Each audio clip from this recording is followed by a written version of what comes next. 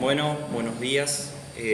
Hoy vamos a estar hablando sobre la estructura organizativa de las Naciones Unidas y del Sistema Interamericano de Derechos Humanos. Como se estableció en su Carta de Organización, se van a establecer dentro de la ONU 6 órganos principales, los cuales son las Naciones Unidas, la Asamblea General, el Consejo de Seguridad, el Consejo Económico y Social, el Consejo de Administración Fiduciaria, la Corte Internacional de Justicia y su Secretaría. Todas estas sedes, salvo la de la Corte Internacional que va a funcionar en la sede de La Haya en Holanda, lo demás todo funciona en la sede de Nueva York.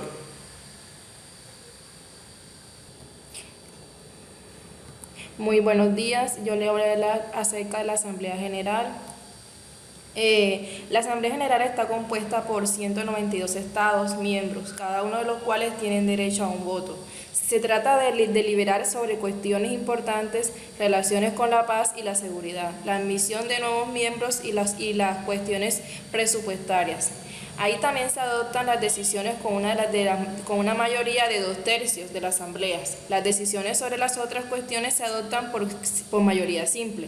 El Consejo es el órgano de las Naciones Unidas al que incumbe la responsabilidad de mantener la paz y la seguridad del mundo.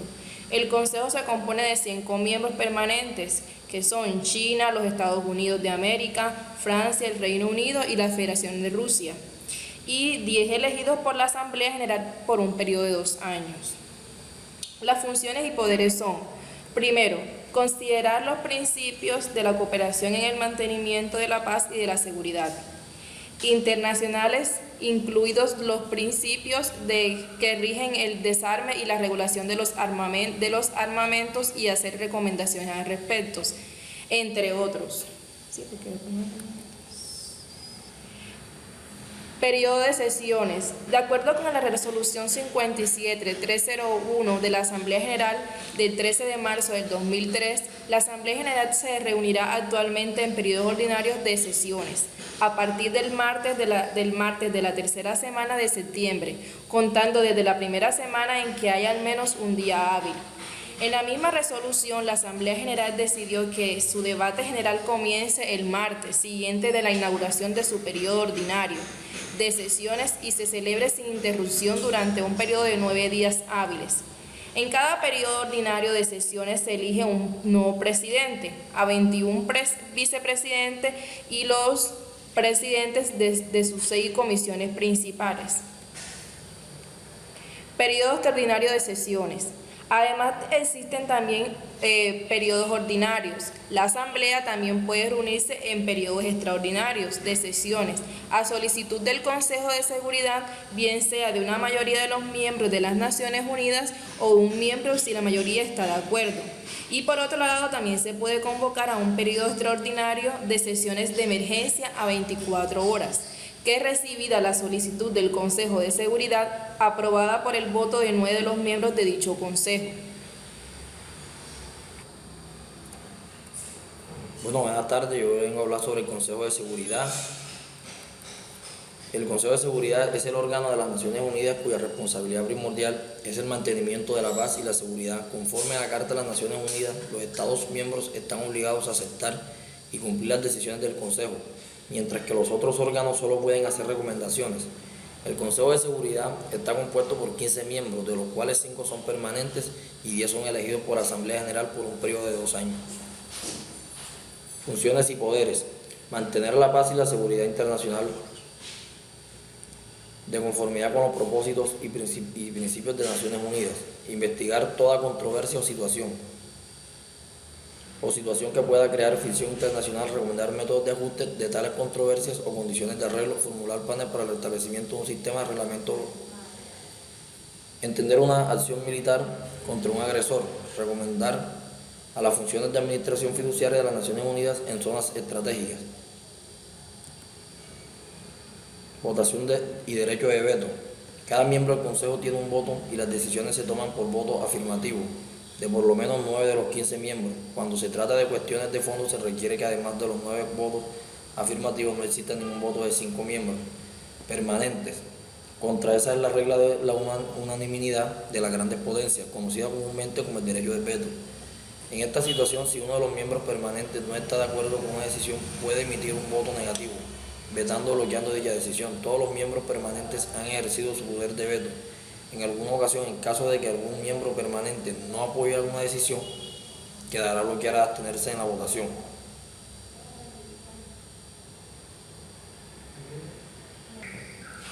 Buenos días, profesor. Mi nombre es Ronnie Anillo y yo le voy a hablar acerca de el Consejo Económico y Social.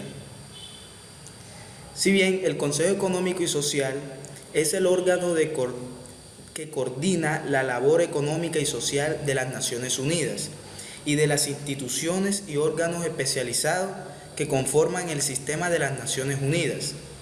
Está formado por 54 miembros elegidos por la Asamblea General, con mandatos de 3 años. Cada miembro tiene un voto y las decisiones dentro de este órgano se toman por mayoría simple. Funciones y poderes. Servir de foro central para el examen de los problemas económicos y sociales y la elaboración de recomendaciones de política dirigidas a los Estados miembros y al sistema de las Naciones Unidas. Realizar o iniciar estudios, informes y recomendaciones sobre cuestiones de índole económica, social, cultural, educacional, de salud y otros asuntos conexos. Fomentar el respeto y la observancia a los derechos humanos y las liberaciones fundamentales de todos. Convocar conferencias internacionales y preparar proyectos de convención para someterlos a la consideración de la Asamblea General. Coordinar las actividades de los organismos especializados mediante consultas y recomendaciones directas o haciéndoles recomendaciones a la Asamblea y a los Estados miembros. Celebrar consultas con las organizaciones no gubernamentales que se ocupan de asuntos que competen al Consejo. Periodos de sesiones. El Consejo Económico y Social celebra anualmente un periodo de sesiones sustantivo de 5 semanas de duración, alternando entre Nueva York y Ginebra. En cada periodo de sesiones se incluye un segmento especial de alto nivel al que asisten ministros y otros altos funcionarios para examinar cuestiones económicas y sociales. La labor permanente del Consejo se realiza en sus órganos subsidiarios, el ECOSOC y las organizaciones no gubernamentales. El Consejo Económico y Social y el Departamento de Información Pública de las Naciones Unidas son las entidades facultadas para celebrar las consultas con las organizaciones no gubernamentales que se interesan en los asuntos que competen a la ONU y que cuentan con la experiencia o conocimientos técnicos especiales útiles para su labor. La relación con las ONGs se ha estrechado a lo largo del tiempo y se considera cada vez más como asociadas con quienes consultan cuestiones de políticas y programas, así como vínculos valiosos con la sociedad civil. Hay más de 2.719 ONGs reconocidas como entidades consultivas del Consejo, las cuales están calificadas en 3 categorías. La primera es organizaciones que se interesan en la mayor parte de las actividades del Consejo. La segunda es organizaciones con competencia especial en áreas específicas. Y la tercera son organizaciones que ocasionalmente pueden efectuar aportes a la labor del Consejo.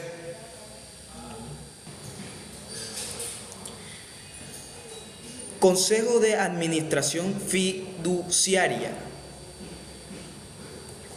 Este órgano fue establecido con el fin de supervisar la administración de los territorios en fideicomismo o bajo el régimen de administración fiduciaria. Su finalidad es promover el adelanto de los habitantes de los 11 territorios en fideicomiso originales para llegar a un gobierno propio o a la independencia.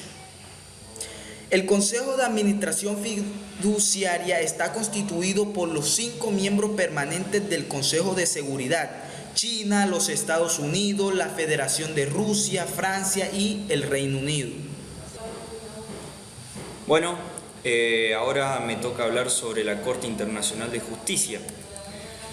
Este es el principal órgano de las sedes de las Naciones Unidas y que va a tener sede en La Haya, que se encuentra en Holanda. Su principal actividad va a ser resolver las controversias jurídicas que existan entre cada Estado parte y también va a emitir opiniones consultivas para las Naciones Unidas y para las organizaciones especializadas. El estatuto de esta Corte es parte integral de la Carta de las Naciones Unidas y los miembros de la Corte van a estar integrados por 15 magistrados elegidos dentro de la Asamblea General y dentro del Consejo de Seguridad, cada uno en votaciones independientes. Se procura que estén representados en la Corte cada uno de los principales sistemas jurídicos del mundo. Y también, como datos salientes, que no puede haber 2 magistrados de la misma nacionalidad. Van a tener un mandato de 9 años con la posibilidad de reelección, pero otro dato es que ninguno de estos jueces va a poder realizar alguna otra ocupación mientras estén en su cargo. Dentro de sus funciones y poderes vamos a establecer que se pueden recurrir a la Corte todos los Estados partes que hayan ratificado su estatuto, incluyendo también a los miembros de las Naciones Unidas. Los estados que no sean miembros de las Naciones Unidas también pueden llegar a esta Corte siempre y cuando hayan sido parte del estatuto. Los particulares no pueden recurrir a la misma. Dentro de la Asamblea General y el Consejo de Seguridad van a poder solicitar las opiniones consultivas de la Corte sobre cualquier cuestión jurídica. También los demás órganos de las Naciones Unidas van a poder solicitar, mediante autorización de la Asamblea, opiniones consultivas sobre cuestiones jurídicas relativas al ámbito de cada actividad. Va a tener jurisdicción en todas las cuestiones que los estados sometan con relación a todos los asuntos previos en las Cartas de las Naciones Unidas o en tratados y convenciones vigentes. Los estados van a poder comprometerse por anticipado a aceptar la jurisdicción de la Corte por medio de tratados o de otro tipo de convenios.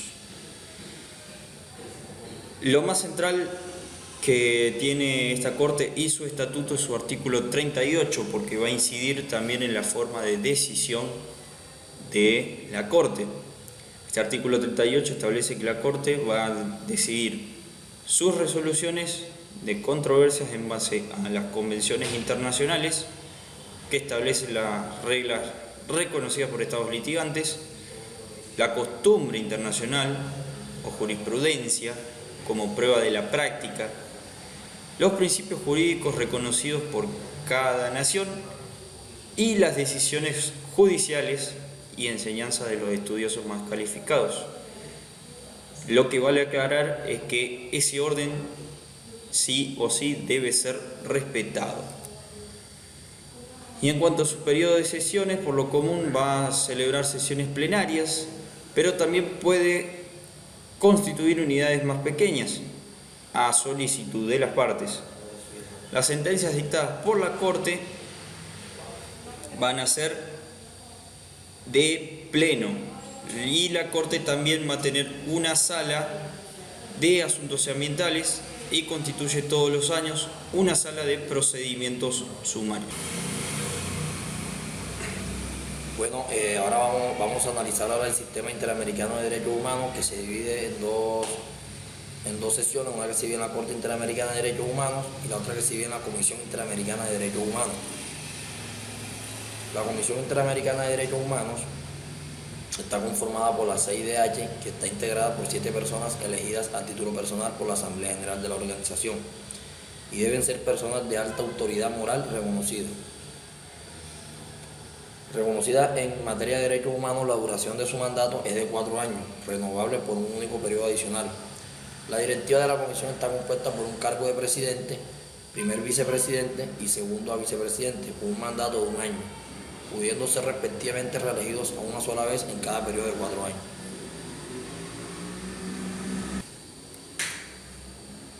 Las funciones de la Corte Interamericana de Derechos Humanos son: primero, recibe, analiza e investiga peticiones individuales en que se alegan violaciones de derechos humanos, tanto respecto de los Estados miembros de la OEA que han ratificado la Convención Americana como aquellos estados que aún no han ratificado. B. Observar la situación general de los derechos humanos en los Estados miembros y publica informes especiales sobre las situaciones existentes en determinados Estados miembros, etc.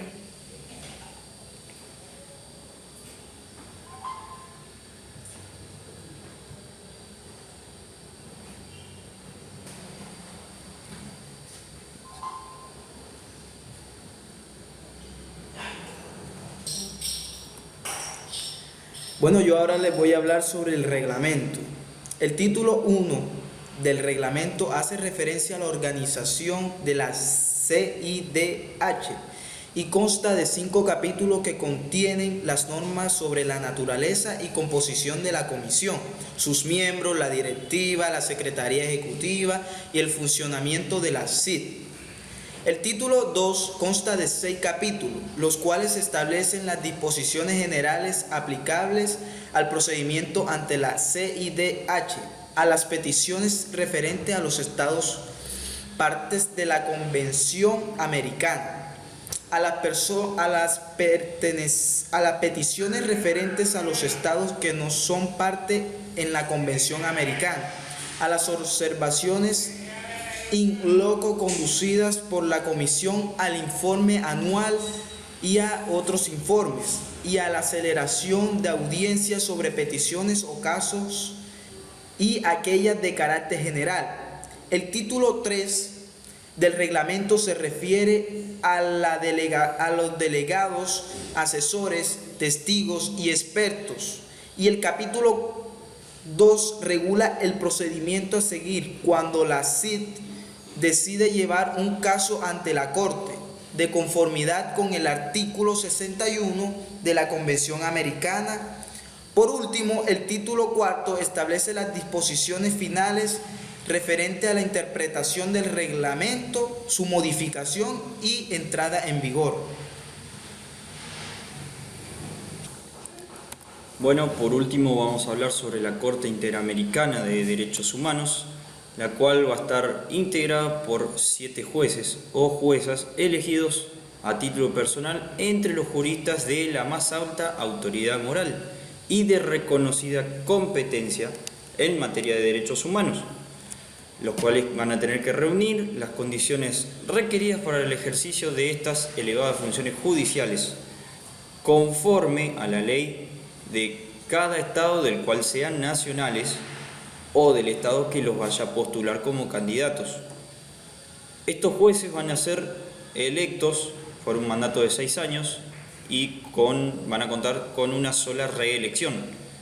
Y la Corte va a elegir a su presidente y vicepresidente por un periodo de 2 años, al cual van a poder ser reelectos.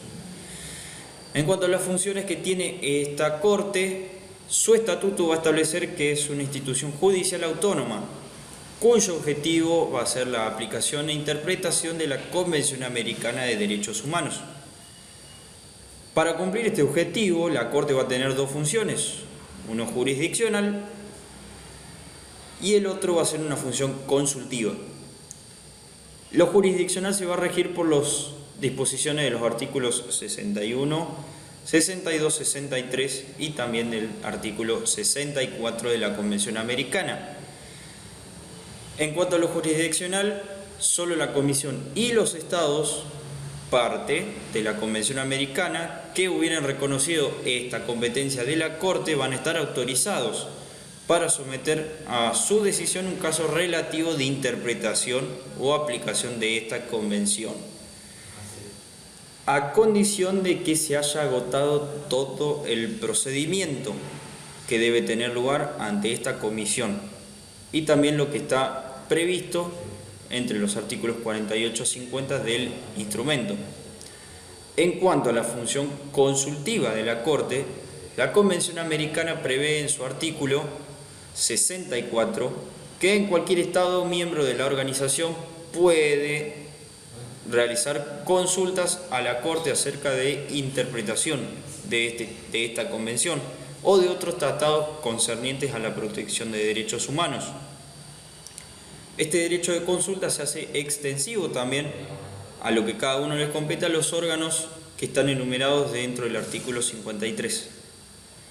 La Corte también va a poder, a solicitud de cualquier Estado miembro, emitir opiniones acerca de la compatibilidad entre cualquiera de las leyes internas y de los tratados concernientes a la protección de derechos humanos dentro de lo que es el continente americano, conforme a lo que establece su artículo 64 de la Convención Americana.